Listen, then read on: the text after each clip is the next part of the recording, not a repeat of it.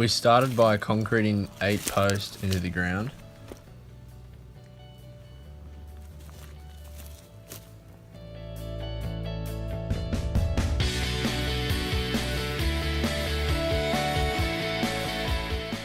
Then we attached 3 rows of rails using batten screws.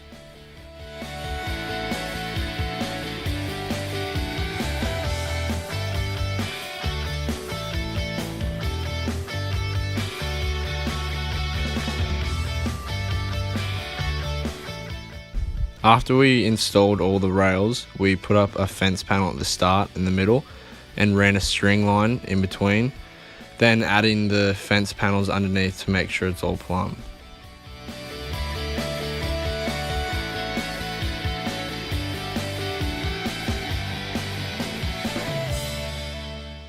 Sorry about the blurriness in this video, but for the second half, we ran a string line from halfway to the end and did the same thing with the fence panels.